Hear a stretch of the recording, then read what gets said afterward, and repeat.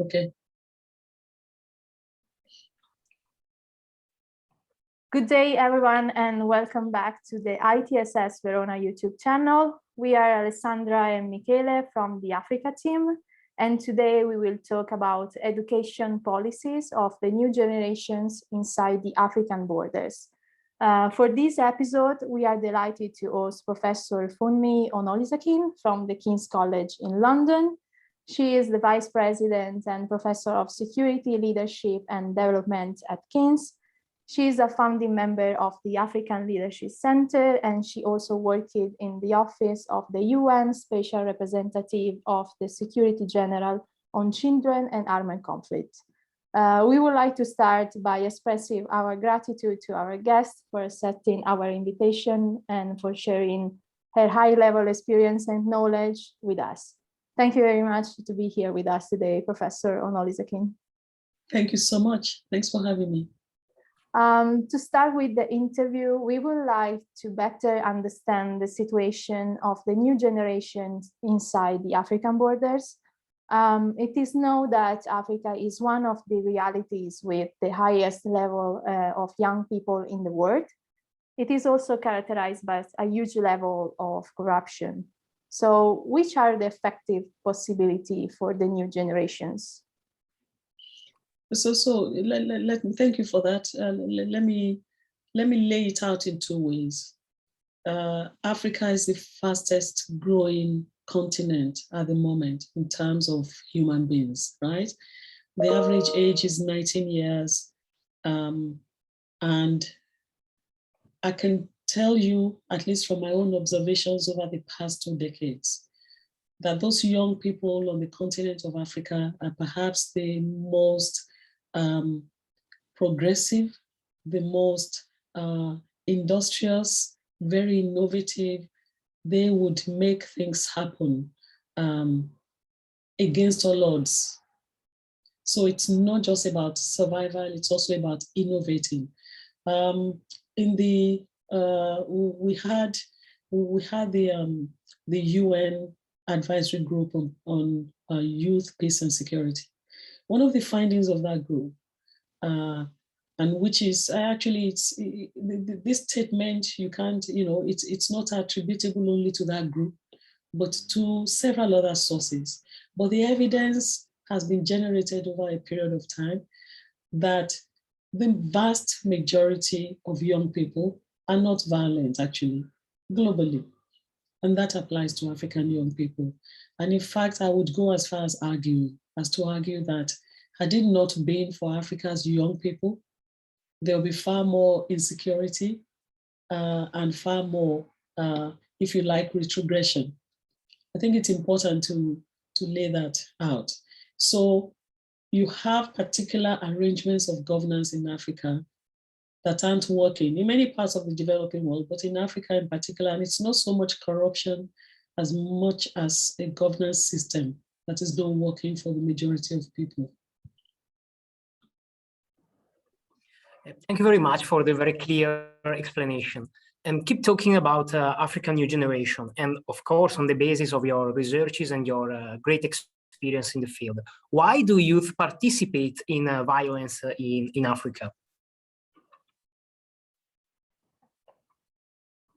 I have to say that, historically, and having worked in the office of the Special Representative of the Secretary General for Children and Armed Conflict, youth would participate for a whole range of reasons, but one of it for a long time was co-optation into armed conflict. So you had seen in Sierra Leone, in Liberia, in different parts of the continent of Africa, beyond Africa, of course, where young people were abducted to fight in armed conflict. But we've seen a movement away from that over the past few decades, over the past couple of decades, in a situation where you see greater youth agency, all right? They would participate in armed conflict if they want to participate in armed conflict. The vast majority do not do so. The vast majority look at other options, innovation on the margins of the state, but you also have those who decide to migrate, all right?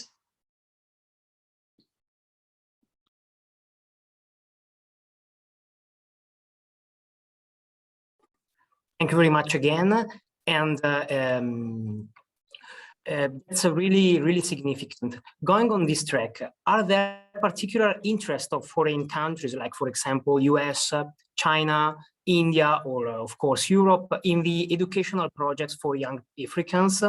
And if yes, what kind of interests are there? I really can't, really, I would not say that the interest of the US or China is in the education of young people. There are all sorts of bilateral agreements, the contributions of these countries to development in Africa that might include the education of young people.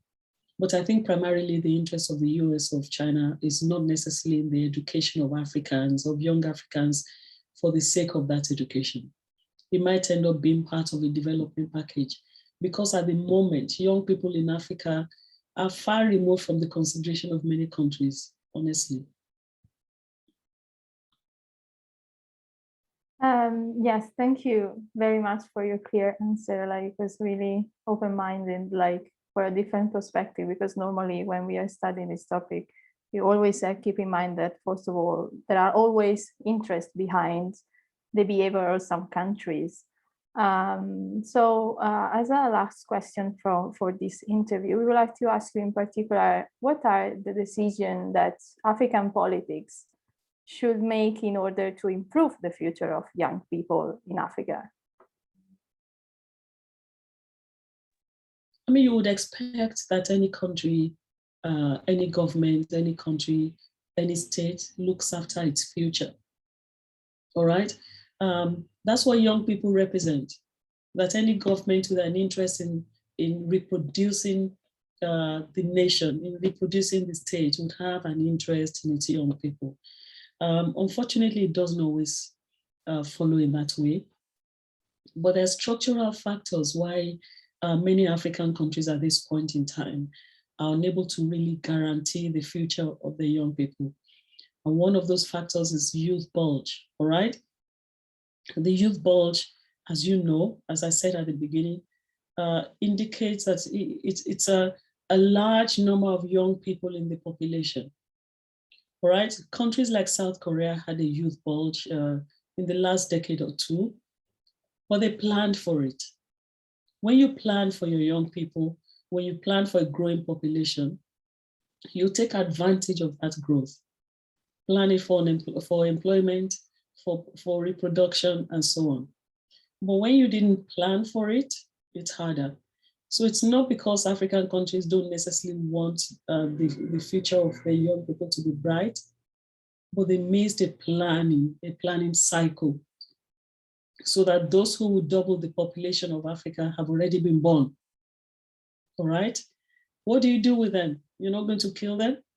You have to begin to really think retrospectively about what to do with them, how to prevent conflict, how to actually put them on the paths to development without conflict.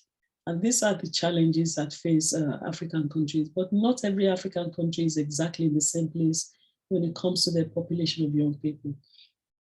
You have Nigeria, for example, which is one of the most populous, Black nations on earth, easily has 200 million people with an average age of 19, with actually, I think, easily 60% under the age of 35. You have Ethiopia. You have the DRC, Democratic Republic of the Congo. You have Uganda, you have Tanzania, all those that will double the population of their countries easily in the next 20, 30 years are already there. So you have to really look at the struggle, the structural barriers to getting those young people to be the best that they can be, to attain the best potential that they can.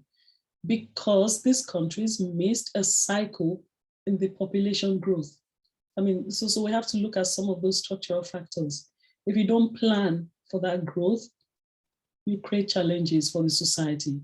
But I tend to be optimistic because of the natural creativity of many young people globally, but young people in Africa in particular are particularly creative, in spite of their governments not necessarily planning for them, in spite of not having the promise of the future, they make things happen for themselves. A small number will follow the path of violence, but the vast majority don't. Yeah. Thank you. Thank you very much. That was really clear, and everything was really delightful for me in particular, because I don't know really a lot about this topic, and that was really clear for also for our viewers in particular. It was a pleasure for us to have you as our guest for our video podcast series. And everyone, thank you for watching, and stay connected and tuned for our other ITSS initiative here on YouTube and our official website.